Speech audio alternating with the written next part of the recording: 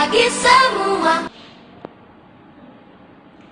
Assalamualaikum warahmatullahi wabarakatuh. Apa kabar anak-anak? Hari ini bertemu lagi dengan Ibu Fadila. Nah anak-anak, sebelum kita mulai pelajaran hari ini, ada baiknya kita berdoa terlebih dahulu. Ayo angkat kedua tangannya dan kita baca doa secara khusyuk.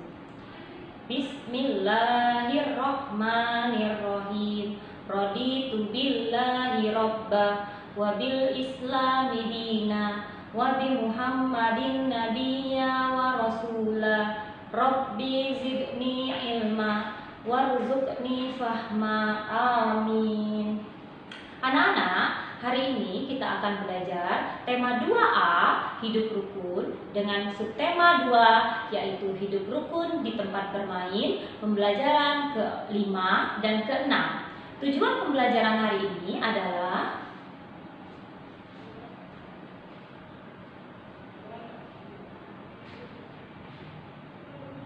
anak-anak, tadi Ibu sudah jelaskan tujuan pembelajaran kita apa. Sekarang kita masuk kepada materi pembelajaran. Materi yang pertama adalah kita akan belajar menentukan kalimat yang sesuai dengan gambar yang telah Ibu tampilkan. Sekarang anak Ibu perhatikan, ada 4 gambar yang Ibu tampilkan. Di sini gambarnya sudah berurutan, tapi kalimatnya belum berurutan. Nah, kita akan menentukan kalimat mana yang sesuai dengan gambar 1, 2, 3, dan 4. Sekarang anak Ibu perhatikan gambarnya.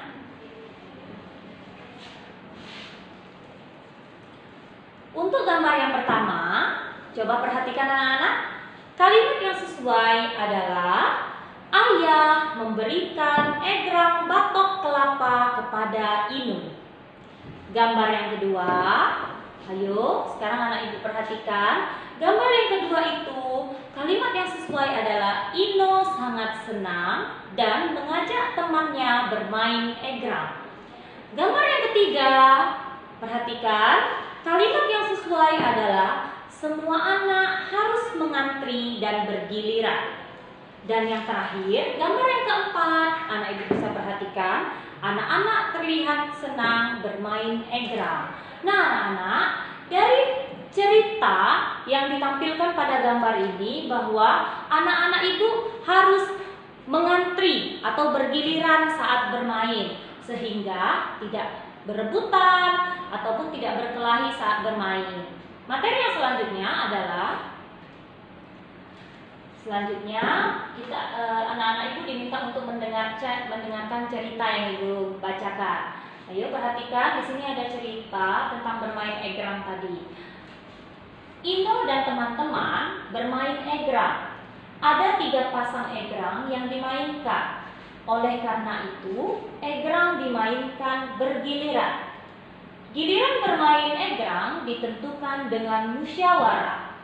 Setiap anak mendapat giliran dengan adil. Sebelum bermain egrang, mereka berdoa terlebih dahulu.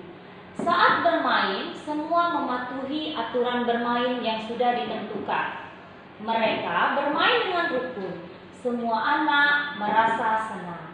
Nah anak-anak, dari cerita yang sudah Ibu bacakan tadi, cerita tentang bermain egrang, cerita tersebut sudah menunjukkan pengamalan-pengamalan Pancasila. Pancasila kita masih ingat? Ada berapa? Iya, ada 5. Pancasila kita ada 5. Nah, di sini sudah terlihat seperti pengamalan Pancasila pertama, yaitu mereka berdoa terlebih dahulu sebelum bermain. Pengamalan Pancasila sila kedua, mereka bermain dengan mematuhi aturan. Nah, selanjutnya Pancasila yang ketiga. Sila yang ketiga dia bermain dengan rukun, tidak bertengkar, tidak berkelahi. Itu pengamalan Pancasila sila ketiga. Yang keempat, mereka bermain pengamalan Pancasila sila keempat, yaitu mereka bermusyawarah. Sebelumnya mereka bermusyawarah dulu, menentukan giliran bermain. Dan selanjutnya sila ke-5, yaitu mereka adil, mereka mendapat giliran semua bermainnya. Nah, sehingga dari bermain egrang saja kita bisa mengamalkan Pancasila. Ada 5 Pancasila. Materi selanjutnya adalah kita akan belajar menggunakan kata tanya. Anak-anak Ibu masih ingat kan? Minggu kemarin Ibu Sangkut sudah menjelaskan ada beberapa kata tanya dan penggunaannya.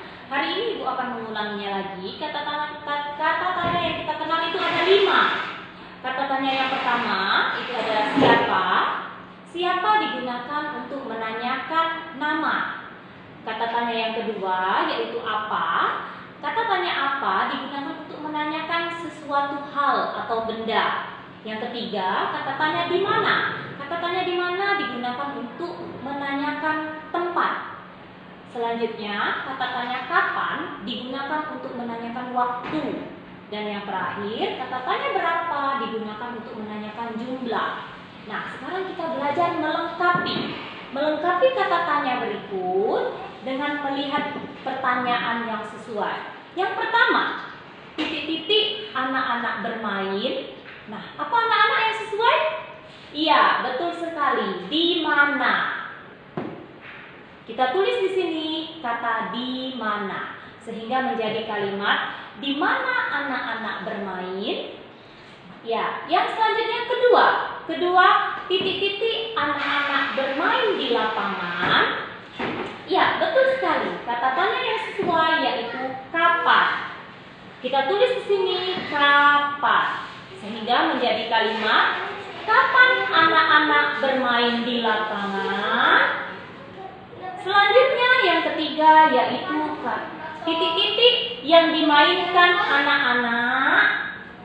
Selanjutnya yaitu, iya betul sekali, apa yang dimainkan anak-anak.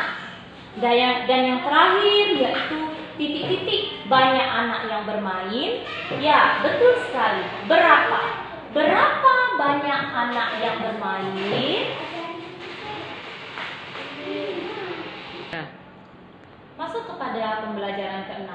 Sekarang kita akan belajar menentukan bilangan sebelum, bilangan sesudah, dan bilangan di antara. Ayo sekarang perhatikan anak-anak. Tapi sebelumnya Ibu mau menjelaskan bahwa kalau kita menentukan bilangan sebelum, di antara, dan sesudah, anak-anak itu harus memperhatikan besar bilangan pada nilai tempat ratusan, nilai tempat puluhan, dan nilai tempat satuannya. Atau besar nilai pada awal bilangan awal, bilangan di tengah, dan bilangan di akhir. Sekarang Ibu beri contoh. Di sini contoh yang pertama ada tulislah bilangan sebelum bilangan berikut. Di sini sudah ada bilangan 268. Tugas kita menentukan bilangan apa, bilangan berapa yang sesuai sebelum bilangan yang sudah ditampilkan ini. Sekarang kita perhatikan ratusannya, 200. Bisa kita lihat, tulis 200, 60. Nah, sekarang satuannya angkanya 8. Jadi kita harus menentukan bilangan berapa sebelum angka 8? Iya, 7. Sehingga kita buat 7. Sehingga bilangan sebelum 268 yaitu 267. Selanjutnya kita tentukan, tulislah bilangan di antara bilangan berikut. Nah, kalau di antara ini anak-anak yang berada di tengah. Berada di tengah dua bilangan. Yang pertama bilangannya 245 dan yang terakhir 247. Sekarang kita tentukan bilangan yang di tengah ini berapa. Nah, kita tulis dulu bilangan ratusannya 200, puluhannya 40. Nah, selanjutnya sesudah angka 5, itu angka berapa? Iya, betul, angka 6. Nah, angka 6 juga tepat sekali sebelum angka 7, sehingga yang benar adalah 6 ya. Sehingga yang benar itu adalah bilangan 246. 246 ini berada di antara bilangan 245 dan 247. Selanjutnya bilangan setelah. Nah, bilangan setelah ini adalah bilangan yang di akhir atau yang di belakang. Sekarang kita perhatikan, ada bilangan berapa ini? 243. Betul sekali, 243. Nah, sekarang kita tentukan bilangan setelah bilangan 243-nya. Kita tulis dulu di sini 240. Nah, setelah angka 3 berapa anak? 4. Ya, betul sekali. Jadi kita buat di sini angka 4 sehingga bilangan setelah 243 adalah 244. Nah, itulah yang Ibu jelaskan anak-anak. Jadi anak-anak bisa latihan sendiri di rumah dengan memperhatikan contoh-contoh yang Ibu jelaskan.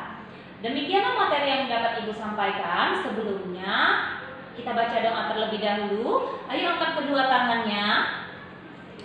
Bismillahirrohmanirrohim. Allahumma arinal haqqo haqqo warzuqna tibaa wa arinal batila batila warzuqna ijtinaba walhamdulillahi rabbil alamin. Amin. Nah, anak-anak, Ibu berpesan walaupun kita belajar dari rumah, anak-anak Ibu belajar dari rumah dan anak Ibu hanya menonton video yang dapat Ibu sampaikan, tapi belajarnya harus tetap semangat, ya, harus tetap semangat, harus tetap rajin agar ilmu yang kita dapatkan juga semakin banyak.